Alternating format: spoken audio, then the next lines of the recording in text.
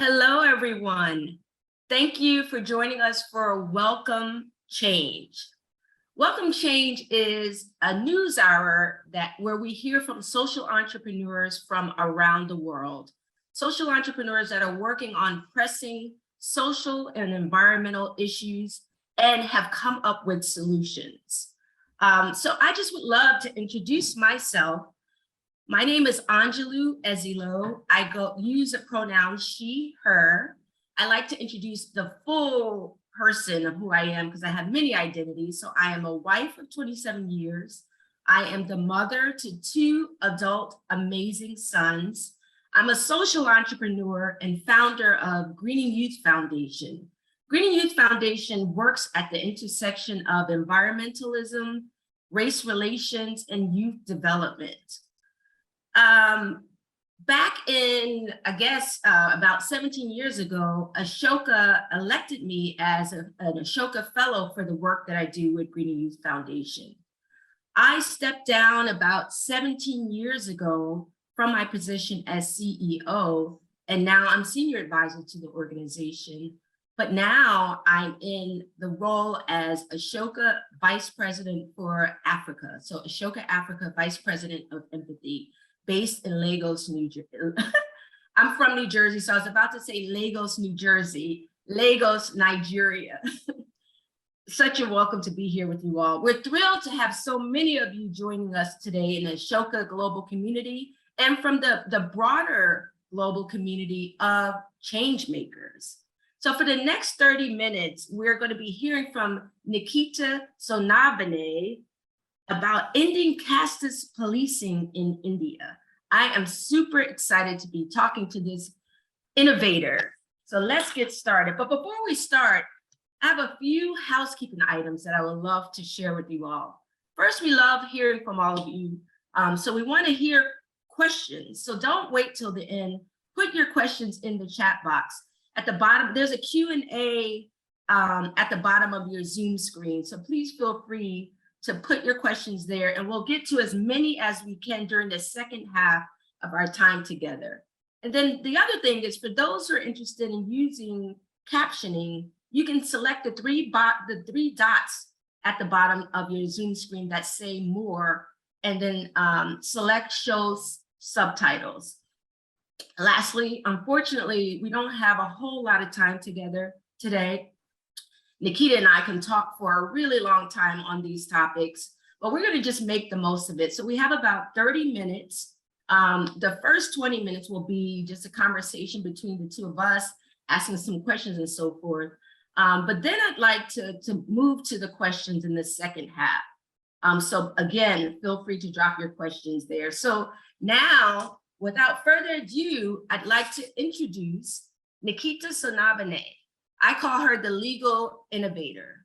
She's recently elected Ashoka Fellow. She founded the Criminal Justice and Police Accountability Project in 2019. Her initiative builds checks and balances in the policing system in India, a system that targets over 60 million people that are deemed criminal by birth, denotified tribes, DNT. She is enabling affected communities along with the wider public access to data on arrests, and is introducing a culture of transparency and accountability while challenging long-held beliefs about denotified tribes. Nikita is addressing systemic discrimination head-on. Welcome, Nikita. How are you?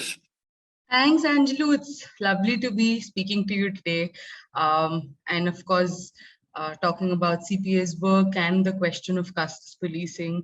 I mean, there are so many synergies given the context that you're engaging with and the work that you've been doing. So yes, I'm really excited to be having this conversation, and thank you to Ashoka for hosting us today and hosting me today as part of this Welcome to Change conversation.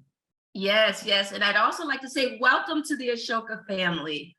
Thank you. So just to level set our conversation today, can you provide us with a brief overview of the caste system in India and its origins? Yeah, so it's a system of graded inequality is what Dr. B.R. Ambedkar, who's the founding father of the Indian Constitution, the chief architect of the Constitution, called it. It's a system where occupation is assigned by birth. So it's a 4-tier system where there are the Brahmins, which is the priestly class or the intellectual class, and then there are the Kshatriyas, who are known as the warrior caste, and there are the Vaishyas, which is the merchant class, and then of course at the lowest, at the bottom of it, are the Shudras, who are engaged in all kinds of menial labor like gardening. Menial labor as the caste system understands it, and then there are of course those who fall outside of the caste system, such as the denotified tribes, who are deemed to be criminals by birth, and this included several communities that were traditional hunters or traditional entertainers, so on and so forth. So it's, like I said, like a closed sort of system where if you're born into a particular caste group, you're allowed to only practice the occupation that is assigned to your caste. You're allowed to intermingle with only with your people belonging to your caste. You're allowed to marry people belonging to your caste. So any kind of transgression is considered to be a violation, and of course those who are at the top of the caste hierarchy, so namely the priestly class, who are known as the Brahmins, are considered to be pure, and then as you move along the hierarchy, they're considered to be the lower caste. So therefore, like, the level of discrimination and the power that they hold significantly decreases as you move along the caste hierarchy. So yeah, like I said earlier, it is a system of graded inequality. Thank you so much for that, Nikita. And first, I'd just like to say, as an African-American woman raised in the United States and also a lawyer, I just want to thank you. I want to thank you for stepping up, stepping out, speaking up, because basically the work I want to thank you for having the courage for being this change maker, a disruptor, going in places and talking about topics that aren't very comfortable for many people. So while reading and digging deeper into your work, it was hard for me not to draw parallels between the Criminal Tribes Act, which I'm sure you're going to be talking more about, and the Jim Crow laws of the American South, and how African-American people were treated, and how these laws were used by the police to put marginalized communities in a particular group and discriminate against them, and how this continued long after these laws were repealed. So I just really want to kind of thank you for being that change maker and letting people know, regardless of where they are, that they have a voice. And I think that that's really critically important. So what is your why? Like, I always want to know why people do what they do. So what really inspired, tell us a little bit about your work, or what mainly inspired you to do this work? Because I'm sure it's not comfortable work to be doing.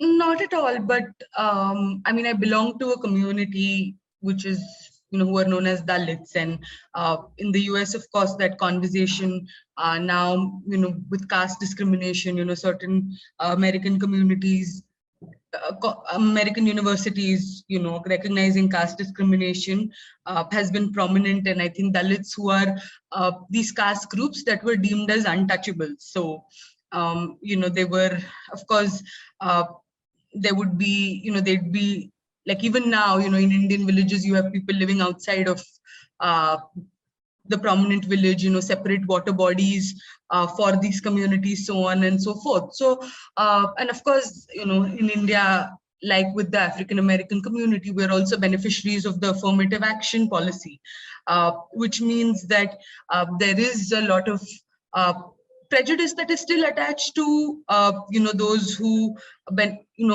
access the affirmative action policy, because there is this whole understanding that it's a system of charity and not a system of rights. So there is continuous violence and caste oppression against these communities in several ways, right? And I think for me, doing this work was in so many ways sort of making sense of my own lived experience, and saying that we need to be able to push back as a community against a system that has continuously challenged us and has continuously been responsible for our marginalization. So I remember when I was in law school, just at the beginning of law school, so you could call that pre-law, I worked on a project which was just basically mapping the socio-economic profiles of death row convicts in India.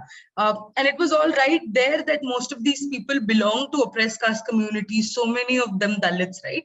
So I was very, very interested in seeing why is it that there are only a certain kind of people that end up on death row, because even if we understand quote unquote the category of crime or harm, people across the board inflict harm on each other, right? So why is it that only a certain set of people are overrepresented within the criminal justice system or are disproportionately incarcerated?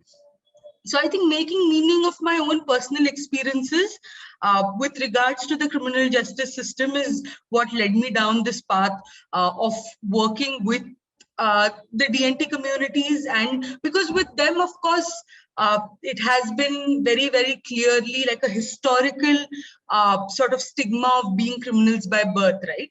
And I think for me, it all sort of made sense where, when we were talking about earlier, Angelo, we said that occupation within the caste system is assigned by birth, right?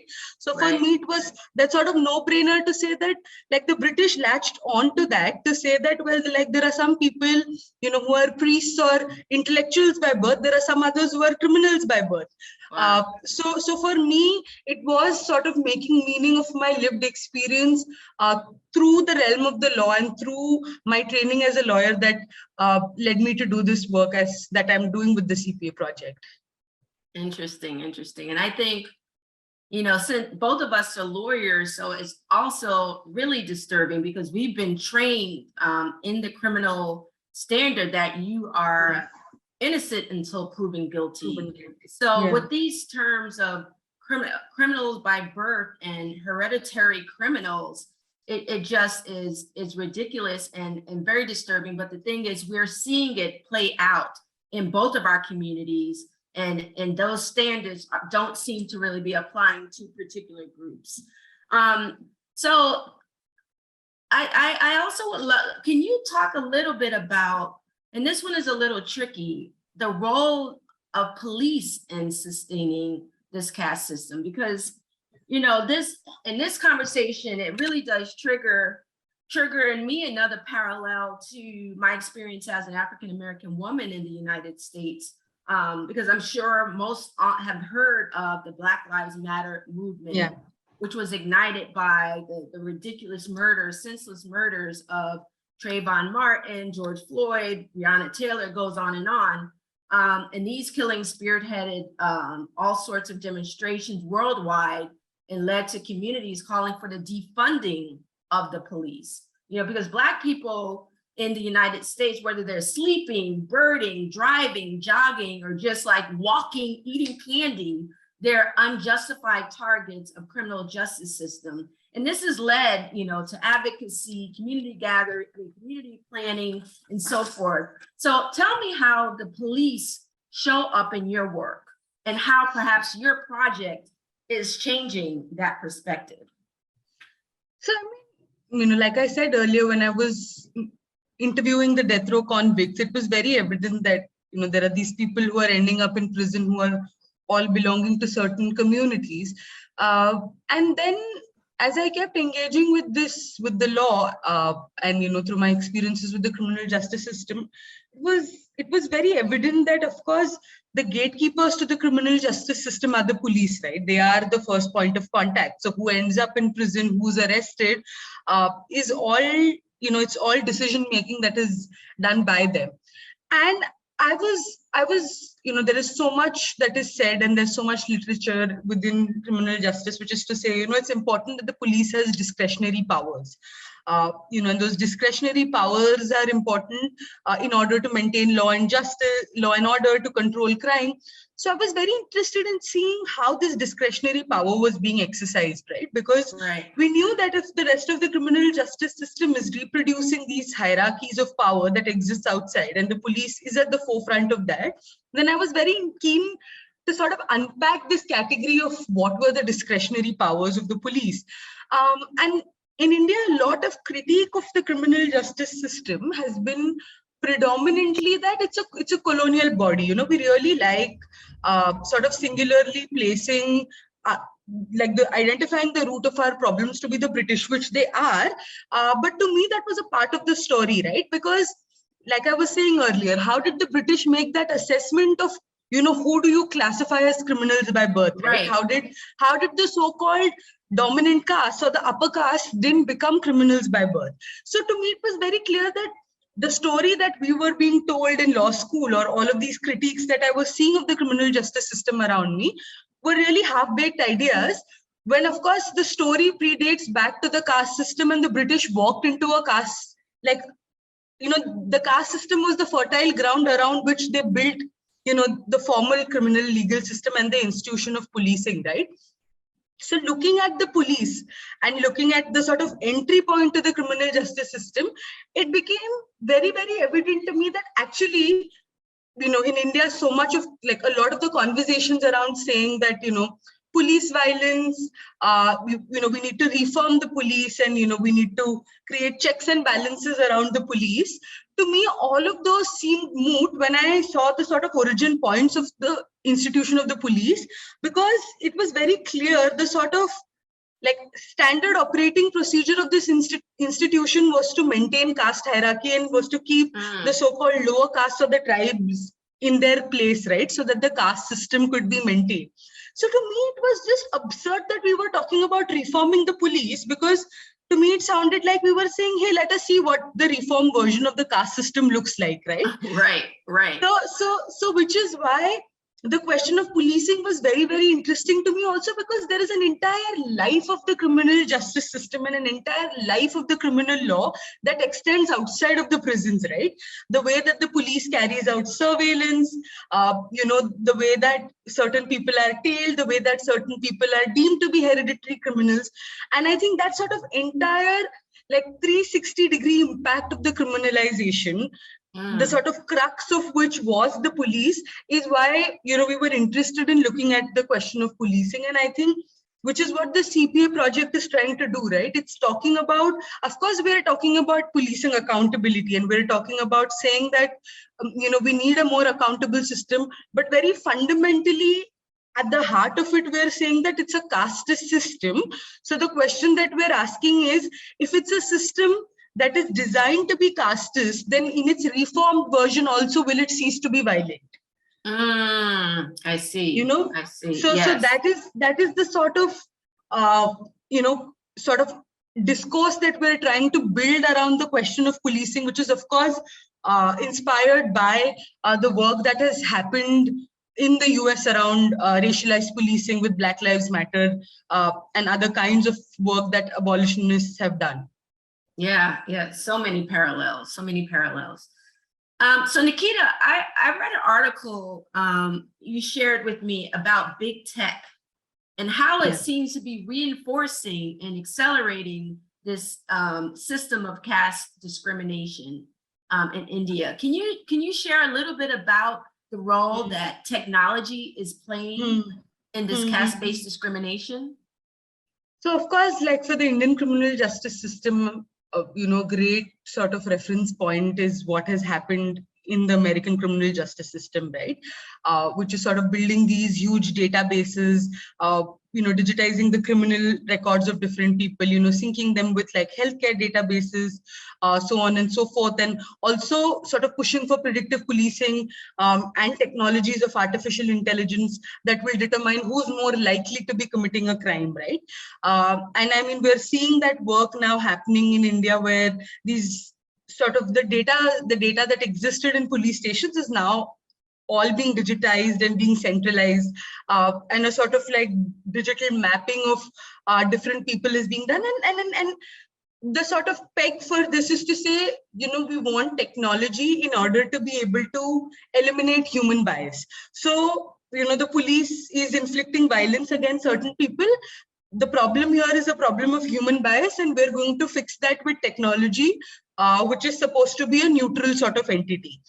So the way that we're looking at it is to say that technology is being superimposed onto a system which is inherently unequal and violent, right? So any kind of veneer that is added to a system that is inherently violent is also going to be violent. So the police databases, which currently exists in the form of registers in police stations, do contain information of people that, say, for instance, belong to the denotified tribal communities who are termed as habitual offenders, right? If this database that currently exists in a physical form were to be digitized, it's the same sort of data. The sort of methodology of which is Casteist is now going to be replicated in a digital form. So what we are saying is that we're looking at the rise of a digital caste system and a digital version of policing, right? And the whole argument of saying that technology is going to make this neutral is a complete hoax, simply because the question of policing is not a question of bias. That is an individual question, right? It's a structural question, and technology is sort of tapping into that. And we've seen that happening in the US, where time and again these technologies are more likely to predict that somebody who belongs to an African American community is more likely to commit a crime than, say, somebody who belongs to the white community, right? And I think that is the sort of critique of technology, and that is the sort of dangerous trend towards digitizing policing that we are talking about and challenging at this point. I see. So basically it's accelerating a system that is inherently flawed, so it's not necessarily the best thing at this point. So it needs reform. I understand what you're saying.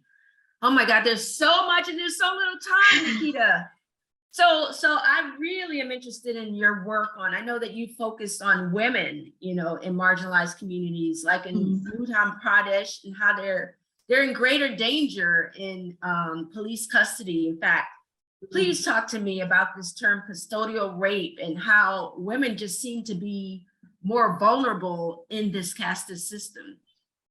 So of course, the way that, and again, each time, Anjulu, I think I speak to you, and when I'm speaking about what's happening in India, I'm instantly drawn to, like a parallel that emerges from your context, right? So a crucial sort of work that Black feminists have done is to sort of challenge the category of the women as a monolith, right? Yes. And I think that is the same kind of challenge that oppressed caste women are posing to the category of women here. So the category of custodial rape is something about, Indian law recognized it way back in the early 1980s to say that it needs to be recognized as a separate category of rape, sexual violence in police custody by a police personnel, because there's a very clear sort of hierarchy of power there. And it emerged from the case of the rape of a minor girl belonging to a tribal community who was subjected to gang rape by two policemen in custody. And then the Supreme Court of India, which is the highest constitutional court in the country, said that she was, because she did not resist the violence, is why she was, they called her a liar, and they said, she was already sexually active. So there was no way that she could have suffered sexual violence. And then, of course, the accused persons in that case were acquitted. And I think to me, and the work that oppressed caste feminists in India have been doing, is to challenge this idea that the police station as a site or all women experience violence and sexual violence in the same way, right? Because we're seeing that women that belong to tribal communities are experiencing violence as tribal women and not just women. So, like, for instance, if I were to speak about women that belong to the denotified tribal communities, so often, when they are at the receiving end of police violence, it is rationalized by saying that these are actually people who are criminals themselves. So they're lying about having suffered violence in order to hide the crime that they've committed. So we had one case where a woman belonging to a denotified tribal community died by suicide as a result of police violence. And when the police officers were being tried in court, the court actually demanded to look into the woman's criminal antecedents because, the lawyers to the policemen made the case to say, look, she's a habitual offender. So obviously she was lying even as she died, because she had, given a dying declaration. So, I mean, it is this whole idea of, particularly with women belonging to DNT communities, that this whole idea of deeming them criminal is used to obfuscate the harm that has been caused to them, right? And at the center of it, the site of a police custody is inherently violent to women belonging to oppressed caste communities because it is casteist and patriarchal in nature. And the way that the court also addresses these questions of harm are vastly different from, say, when a woman belonging to an upper caste community would approach the court. So I think that's something for us to think about, especially when we're talking about women and violence against women, which is a conversation which is very often homogenized. Thank you, Nikita. One thing that I definitely want to get to before we start our questions is, I left the law. In fact, I call myself, a recovering attorney because the work wasn't very fulfilling for me anymore, even though I use a lot of the skills that I acquired as a lawyer. So I love your determination to use law as like this innovative tool for social change. So tell me what your organization is doing to support the legal education of 2 law students from the DNT community. I think it's really amazing. I think the idea is that, everybody who, and I think I speak, like I said, from my own journey, that the way that I saw the law and the way that I engaged with the law was very clearly, I saw the law as product of the society that it was being formulated in, right? And not this sort of like objective tool as a lot of people would perhaps see it. And I think supporting the students from the community is also an attempt to say that, they need to be able to make sense of the law as they have understood it, right? And for them to be at the forefront of their own struggles and for them to be able to use actually an institution that has inflicted violence on them for so long, for now that to be turned on its head and for them to be able to now use that same institution to pursue justice, right? So I think, and also I think for a very, very long time, there has been this idea that has been propagated that people belonging to marginalized communities need spokespersons. People belonging to marginalized communities have been speaking for themselves for a very long time. The problem is that they've been silenced, and we want to be able to center their voices as opposed to being spokespersons for that. And I think as an organization that is engaging with the law, having lawyers from the community is something that is very, very important for us, in doing that. I love that. I love that. So thank you so much for that work. And I'm sure that's an area where, people can support this work by, so that you can increase that from 2 to 20, so that you're supporting this next generation. So unfortunately, we are out of time. But before we go, I just want to thank you for finding those gaps to reform the systems that are oppressing marginalized people and marginalized communities in India. So thank you so much. And I'd also like to say, as a woman from a Dalit history and an African-American history, not bad, right? Not bad. I'm sure that our ancestors are smiling down on us for the work that we're doing to help our community. So thank you so much. Thank you. So now I just would love to get to some of these questions. One that I saw that I want to get to immediately, Nikita, is what brings you joy? What gives you the energy to continue this work? Because it can be, and I know when I was working in this space in the US, it's very taxing and challenging. What gives you joy?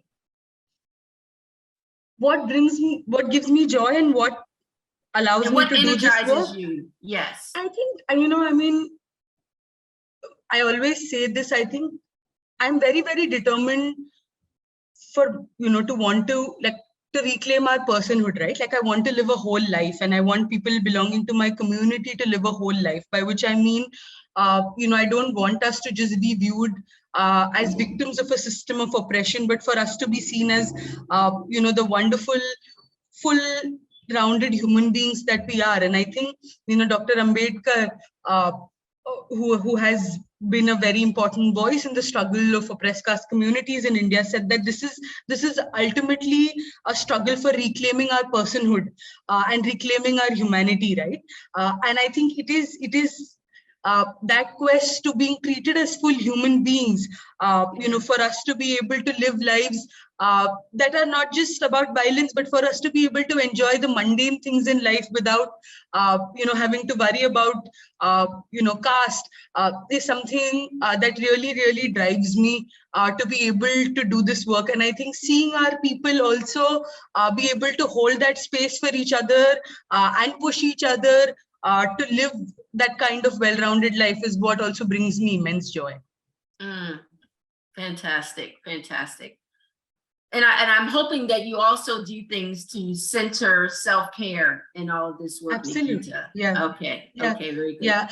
I mean, we're very, very, as part of CPA's work, we're very clear that the idea of rest is also political, right? Because there are so many people who have been historically deprived of their right to rest. So we're very, very clear about the fact that we want to be able to rest. We want to be able to take care of ourselves, not just as individuals, but as a community of people who are, involved in this struggle and are going to be doing this for a very long time, that we're able to rest. Absolutely. And I love the quote by Audre Lorde that says, self-care is in fact revolutionary. Revolutionary. So I'm with you completely. That's why every day I got to meditate and get my yoga in. So there's a question here that says, have there been efforts to diversify new police trainees, and what have the results been so far? I mean, these efforts have been underway for a very long time. But then again, this is not a police training question, right? Because it's not a question of a few bad apples. You can train the police, and there has been work that has happened around, community policing or making the police more gender sensitive. But we go back to what we had said earlier. Even the most gender sensitive or even the most community sensitive police, would that mean that the police as an institution ceases to be violent? And which is why these efforts in India haven't succeeded. Yes, yes. Then there's another one. Could you share a recent case that you worked on and the role that members of denotified tribes have played in leading change with you?